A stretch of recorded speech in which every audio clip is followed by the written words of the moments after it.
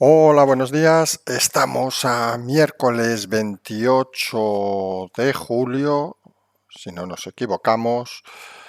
Ayer anoche al final no tuvimos programa, se nos complicó el día y se hizo muy tarde y pensamos pasarlo todo a la mañana. Pedimos disculpas por no haber avisado antes.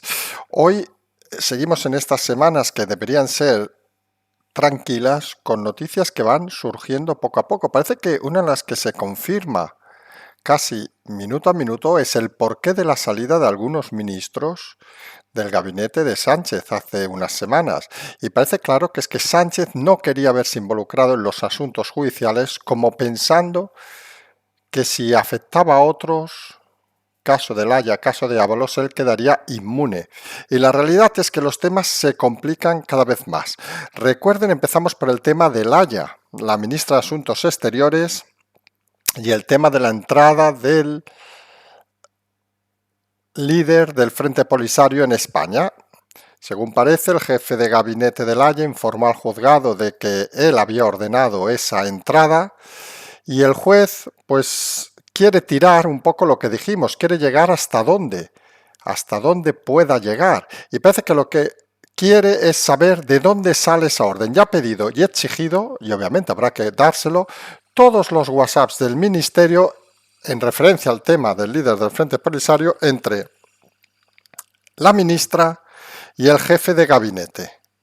Se va a poner el tema muy interesante. Algunos desconocemos si hay cosas que se hablan por teléfono o se pasan por escrito. Veremos a ver hasta dónde llega. Ahora mismo el tapón está en el jefe de gabinete, por cierto, cesado por el nuevo ministro de Asuntos Exteriores, y va a quedar de momento solo. De momento ha demostrado fidelidad al antiguo, digamos, gobierno del que formaba parte en ese escrito. Veremos ahora, estando fuera, si mantiene esa fidelidad. Recordemos que es diplomático de carrera y se pensaba en él para ser embajador en Moscú, pero vamos a ver si con esta nueva entrada del nuevo ministro de Asuntos Exteriores y la salida, digamos, de todo el equipo del Haya, alguien se siente incómodo y decide tirar más adelante. Porque está claro que parece que la ministra Laya no toma esas decisiones de una forma unilateral.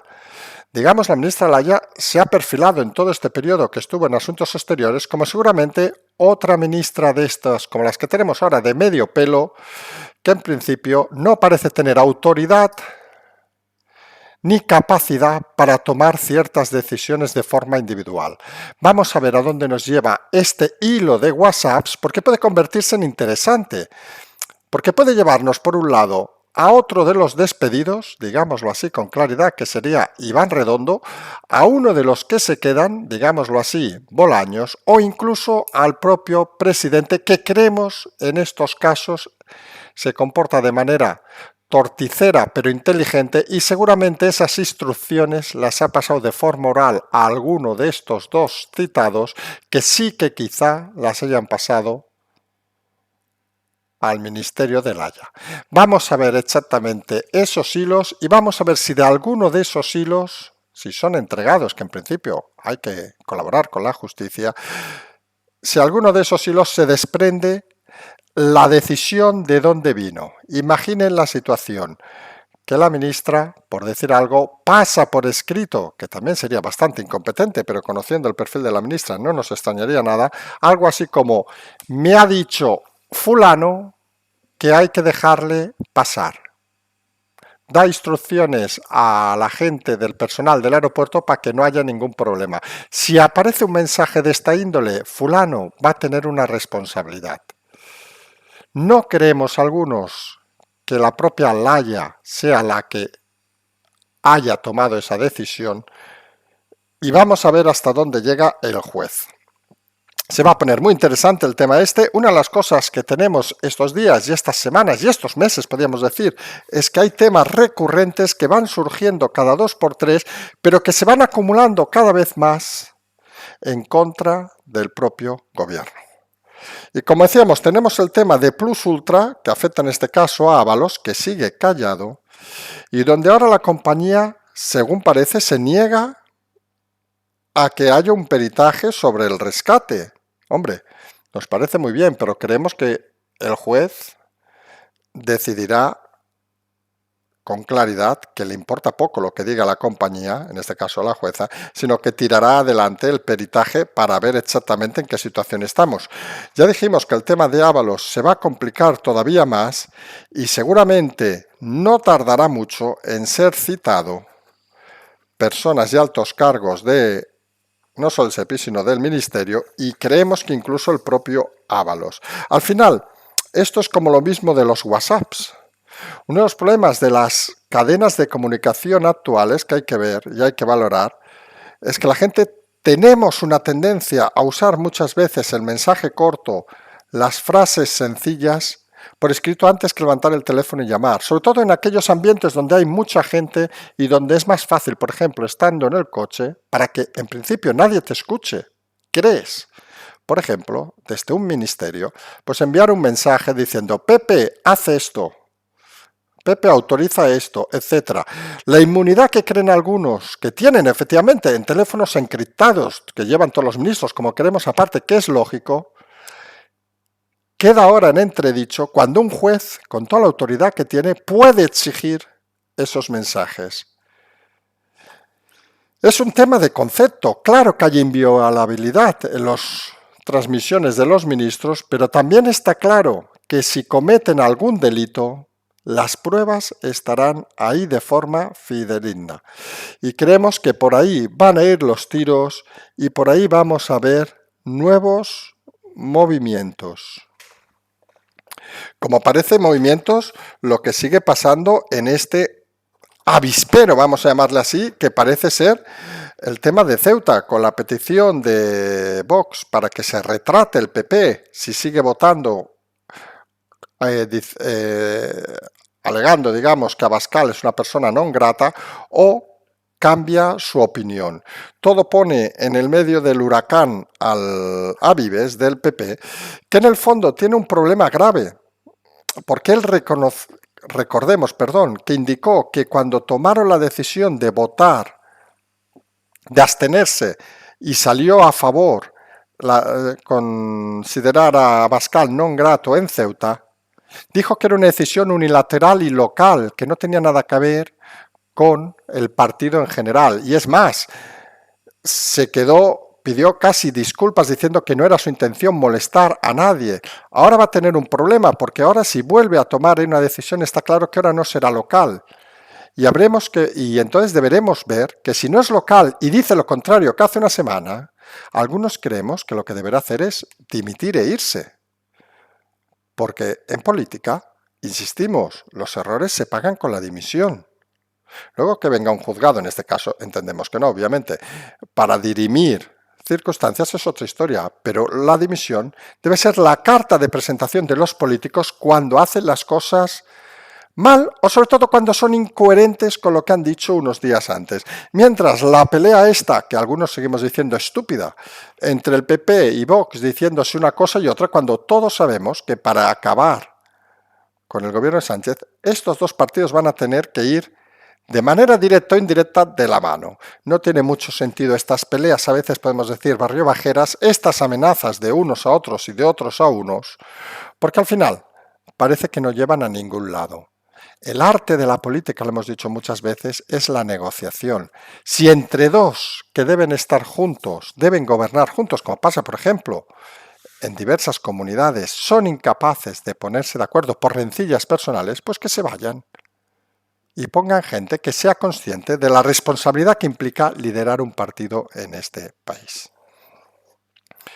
Liderar precisamente, no vamos a hablar en ese sentido de Nadia Calviño, recordemos, la ministra Sofá, esa que parece que tenía un gran currículum, que luego ha ido de fracaso en fracaso, recordemos aquella tentativa en Europa, donde fue tirada para atrás con el voto de los países principalmente nórdicos, que se dieron cuenta que no era una candidata ideal. Recordemos que ganó un irlandés aquella votación que dejó a más de uno sorprendido. Nosotros avanzamos esa misma semana que la percepción que se tiene en Europa en Nadia Calviño no es la misma que nos explica Pedro Sánchez. Hombre, a estas alturas creerse a Pedro Sánchez parece casi una aventura de riesgo, Pero en fin, todavía hay ignorantes en este país y prensa prostituida que lo apoya.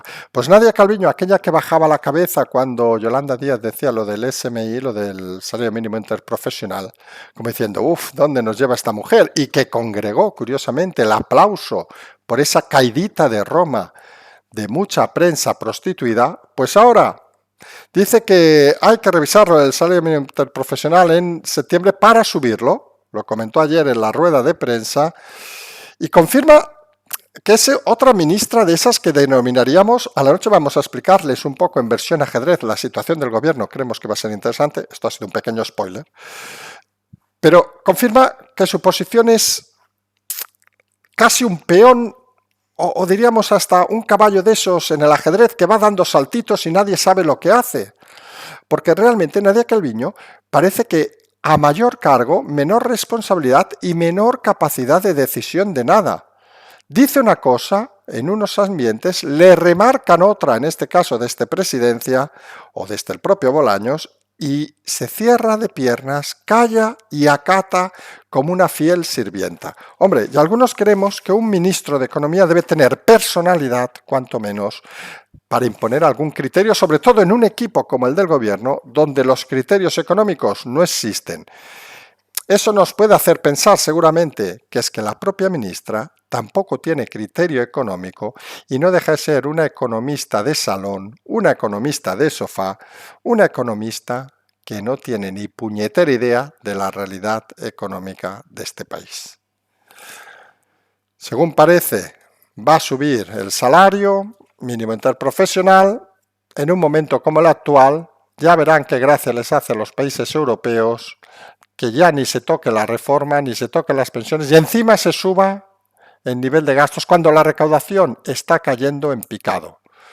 Hombre, dirán, nosotros damos dinero, pero tampoco somos estúpidos, porque el dinero se da para devolver. Y estamos en lo de siempre. Si ustedes van mañana al banco y les dicen, denme 100.000 euros, y le dicen, ¿cómo los va a devolver? Yo, no, me voy a ir de copas cada día. Y a ver si hay un poco de suerte y se lo devuelvo. Hombre, el banco les dirá, hombre, señor, señora, un poco de seriedad. Pues parece que esa seriedad no está en este gobierno y Europa, obviamente, la va a exigir con firmeza. Como parece que algunos debían pensar que Urkullu finalmente va a ir a la reunión de Salamanca, Aragonés de momento sigue diciendo que no, veremos si cambia de opinión, y está claro que no va porque le hayan presionado y le hayan dicho has de ir porque es una responsabilidad como cualquier otro de los 17 presidentes de comunidades, sino según parece hay un pacto detrás y un ofrecimiento del gobierno a negociar nuevas partidas. Se hace extraño esto de... Volvemos a poner los ejemplos que a veces son prácticos, de que te quieres ir a cenar con alguien y te dice, me voy a cenar, te vienes a cenar y te dice, sí, pero me lo pagas, si no, no voy. Dices, joder, pensaba que éramos amigos. No, pues esta es la misma situación. Según parece, lo lógico en este gobierno de mequetrefes, en este gobierno de 17 reinos de taifas, es exigir para ir a las reuniones donde se va a negociar todo. Es la lógica que se está convirtiendo este país, la lógica estúpida, la lógica del chantaje, la lógica que algunos no acabamos de entender. Oiga, si van a reunirse las 17 comunidades para hablar de, por ejemplo, los repartos, etcétera, etcétera, no es normal que tú ya asistas con el resultado previsto. Porque claro, parece que es una incongruencia. Porque si todos exigen para ir a la reunión, ¿para qué puñetas hacemos la reunión?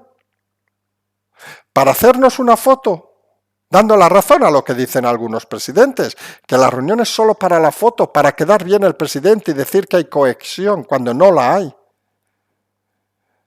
Algunos creemos que de los 17 presidentes, alguno debería picar en la mesa y decir que si no van todos, él no va. Y imponer al presidente de gobierno que obligue a los 17 presidentes a ir, aunque sea regañadientes, aunque sea tirándole de la oreja, en este caso Aragonés. Y obviamente no vale ir, como Urkullu, con un pacto bajo el brazo, a una reunión donde se tiene que consensuar las cosas. A algunos nos parece un tipo de chantaje tan ordinario que a veces te da hasta pereza intelectual intentar entenderlo y explicarlo. Aunque por pereza intelectual, sin lugar a dudas, el tema de la niñera de Podemos, y entramos en un pequeño apartado sobre los juzgados de Podemos y los líos de Podemos. Según parece, todo el mundo, según declaraciones de la exabogada de unas abogadas de Podemos, sabía que era la niñera. En el partido dijeron hace unos días que no sabían qué hacía. Hombre, pues se hace cuanto menos curioso todo este tipo de relaciones y de explicaciones, según parece, abroncadas en algún juzgado, en el juzgado de Madrid. Y todo da la sensación extraña de que parece ser que sí que se está hablando de que ejercía labores de niñera cobrando un cargo, un alto cargo en el ministerio. Hombre, lo de Podemos a veces tiene una explicación muy sencilla, y es que los líderes de Podemos abusan y usan los medios del gobierno, en este caso, cuando estaban en el gobierno, que siguen estando, y del Estado para beneficio propio, importándoles muy poco el resto de ciudadanos, a pesar de que lanzan el discurso de que ellos se preocupan por la gente. A todo esto, algo que llevamos también diciendo semanas, que Yolanda Díaz está sola en Podemos. Yolanda Díaz realmente es la candidata de Pedro Sánchez en Podemos, y en Podemos son conscientes de ello y cada vez la están arrinconando más. A pesar de que luego el CIS nos saque la encuesta diciendo que va de puta madre, a pesar que los medios prostituidos se callen sobre sus másters, a pesar de todo eso, la realidad no puede esconderse. Yolanda Díaz es la candidata de Sánchez en Podemos y como tal tiene pocas aspiraciones y menos equipo dentro del partido para desarrollarse. Dijimos que la clave en Podemos iba a ser el Partido Comunista y ya se empieza a vislumbrar los movimientos de Enrique de Santiago para tomar el control total de Podemos. Algunos creemos que en el momento que el Partido Comunista tome el control total de Podemos, Podemos volverá a desaparecer. Y es un poco de lógica, los partidos comunistas se van deshaciendo como azucarillos y se han ido deshaciendo en toda Europa, no pueden apoyarse en otros partidos que pueden gustarnos más o menos, que son mucho más populistas, como el caso de Podemos, que se basaba en líderes carismáticos como Pablo Iglesias y de cuya desaparición del partido tendrá consecuencia la desaparición de toda su organización. El Partido Comunista se quedará con las migajas. Tendremos que ver a Garzón volviendo a trabajar. Perdón, volviendo no ha trabajado nunca. Y se va a hacer gracioso, digamos, esos personajes que se creen poderosos y que realmente en política y en democracia el poder se demuestra con los votos, que van a encontrarse nuevamente, como el Partido Comunista, con sus fieles, sus 800.000, 1.000 aquí, 1.000 allá, 1.000 allá, 1.000 allá, que les van a dar para escasamente sumar 1 o 2 diputados. Algunos, como siempre ha pasado en este tipo de partidos, seguirán viviendo como reyes, que se lo digan al señor Santiago, que según parece tiene un piso de más de 1 millón de euros en Madrid, mientras luego van clamando por el cielo que las cosas no pueden hacerse de esta manera. Hombre, niñera a cargo, servicio en casa prestado, Yolanda Díaz a cargo, coches oficiales, escolta, etcétera, etcétera, todo muy comunista, todo muy de Podemos. La realidad superará, en este caso, a la peor película de ficción que se puedan imaginar. Aunque puestos a cosas curiosas, hoy ha publicado, creemos que ha sido el Independiente, los datos que están en el registro de Paradores. Recuerden, Paradores es la empresa que gestionaba, que dirigía, que presidía Óscar López, jefe de gabinete sustituto de Iván Redondo en la Moncloa. Y los datos del último año, pues, ha pasado de beneficios a pérdidas, de 3 millones de beneficios a 64 millones de pérdidas. Hombre, uno puede decir, ha venido la pandemia y todo el sector hotelero ha sido castigado. Hay que decirlo cierto, las cosas como son. Ha bajado la facturación en un 50% y seguramente, pues es lógico, vamos a decirlo. Creemos algunos que es un dato que no puede digamos, dispararse directamente contra Óscar López, porque ha sido una situación y sigue siendo una situación complicada. Que la Audiencia Nacional, por ejemplo, hace también unas semanas ha decidido que se tenga que pagar los pluses a todos los trabajadores de paradores por una decisión contra los trabajadores. Hombre, situación de crisis que quizá decida un juez, también podríamos estar de acuerdo. Hombre, seguramente si este Óscar López hubiera estado fuera de la empresa, hubiera sido como Yolanda Díaz otros el primero en reclamar, pero bueno, estas hipocresías ya sabemos que existen. Hasta aquí también podríamos dejar, aquellos que hemos gestionado temas conflictivos, podríamos dejar un anhelo, digamos, de, bueno, mira, quizá hubiéramos hecho lo mismo. Y luego la audiencia pues ha dictaminado que no teníamos razón. Se paga y punto, que total, con 64 millones de pérdidas no va de que sean 65 o 63. Pero claro, lo que te sorprende de los datos, y aquí es la diferencia, es, primero que Óscar López cobrará 191.000 euros, literalmente 191.000 euros, 913 euros. O sea, casi 200.000 euros por una empresa que pierde 64 millones. Dices, hombre, seguramente se habrá bajado los emolumentos, porque claro, si ha facturado la mitad, no sé qué, pues habrá decidido él también congelarse el sueldo. Uno puede pensar, pues no, y aquí viene la moraleja. Según esos datos, los directivos de paradores han aumentado su retribución entre sueldos y dietas un 12,6%. Sí, volvemos a explicarlo porque quizá alguien no lo ha entendido o lo hemos explicado muy lentamente. Una empresa pasa de ganar 3 millones a perder 64 millones, pasa a facturar la mitad, por una crisis que podemos considerar lo que sea, deja de pagar los pluses a los trabajadores y una sentencia le obliga a pagarlos, o sea que voluntariamente no los pagan y se lo exigen en un juzgado y los tienen que pagar, y con todo ese escenario, los directivos no solo no se congelan o bajan el sueldo, sino que se lo suben un 12%. Hombre, Óscar López, hombre, campeón, nos parece una medida cuanto menos curiosa, porque parece que volvemos a aquello de que da igual lo que gestionéis y qué mal lo gestionéis, a pesar de la pandemia, que lo importante son los bolsillos tuyos y de los tuyos. Porque claro, habría que ver qué directivos son, y estamos en lo de siempre. Si se suben una media del 12,6%, entendemos que algún directivo habrá subido un 20% y otros habrán subido un 3%, por decir algo. El IPC anual, como saben, no es el 12% ni por asomo.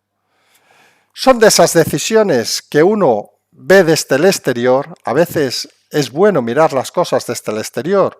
A veces cuando alguno nos critica, incluso nos dice, no, es que vosotros no estáis dentro y no sabéis de lo que habláis. Pensamos que es bueno no estar dentro, porque te hace tener una visión diferente de las cosas y te hace entender, interpretar las cosas desde una cierta lógica que a veces parece no existir en la política ni en los responsables políticos actuales. No parece de perogrullo, obviamente creemos que no es denunciable, es decir, cada uno es libre de hacer lo que quiera, no creemos que sea hipotéticamente denunciable, que una empresa pierda lo que pierda y sus directivos se aumenten un 12,6%, siendo una empresa 100% pública como paradores. Que además se aumenten el sueldo cuando se quita los pluses a los trabajadores con la excusa de la pandemia.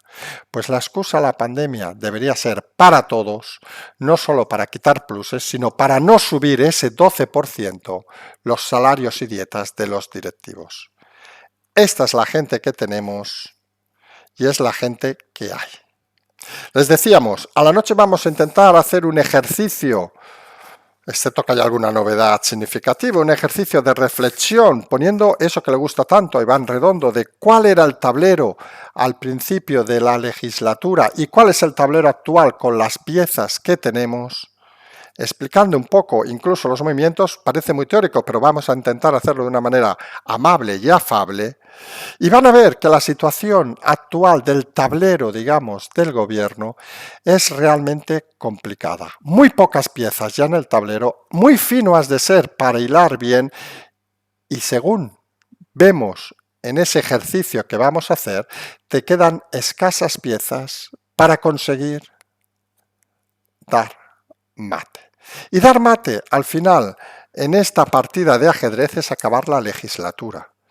Y está claro que quien sepa un poco de ajedrez, con apenas un par de alfiles y un caballo, difícilmente se hace mate. Muy ignorante ha de ser el rival.